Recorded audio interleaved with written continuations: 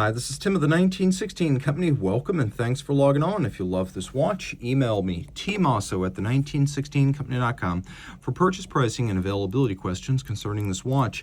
And this watch in white gold is the Patek Philippe 5146G-001 annual calendar. Launched in 2005, this watch was the heir to a long series of annual calendar mechanisms dating back to 1996 and Patek Philippe's 5035. Patek invented the annual calendar, a mechanism halfway between a perpetual, which requires no corrections, and a simple calendar, which requires 5 per year. An annual calendar requires only 1 correction a year during the jump from February to March. The watch is in white gold, 39 millimeters in diameter, 11.6 millimeters thick, 46.5 from lug to lug, and 20 millimeters is the spacing between the lugs. We'll throw it on my wrist, which is 16 centimeters in circumference. You can see the watch wears perfectly and beautifully. With a 46.5 lug to lug, this is suitable for a wrist as small as 14 centimeters circumference. The only challenge is this is a very substantial strap and it's still stiff. Until it breaks in, it's going to pinch the wrist a little bit as you have to pull it tight. But once it breaks in, you're going to find this looks great on a 14 centimeter or larger wrist. And it is thin enough to easily slip under a cuff. Patek brags, yes, brags, boasts, even on its website, about using the largest, most symmetrical scales on the gator. And these enormous rectangular symmetrical scales represent a rare and very expensive cut of the beast. Here the beast is a matte finish, dark brown with a monotone stitch, a folded edge. We've got calfskin on the bottom, no crimping, no gouging. Patek Philippe factory strap with pull tab spring bars.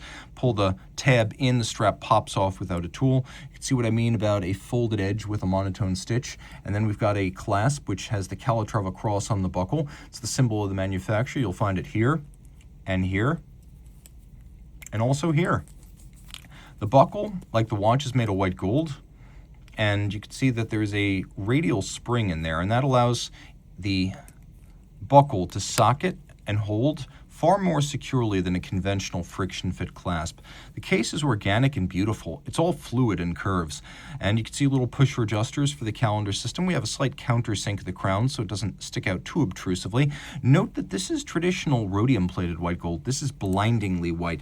Compared to my steel watch right here, you could see that there's no distinction. If anything, the white gold here with the rhodium plate is even a bit whiter. So when you see white gold this bright, almost like platinum, you know it is rhodium plated white gold. And so it has the look of platinum. Now the watch also includes a 30-meter water resistance, so you don't want to swim with it. That is rain and splash exposure. You don't want to submerge a 30-meter watch.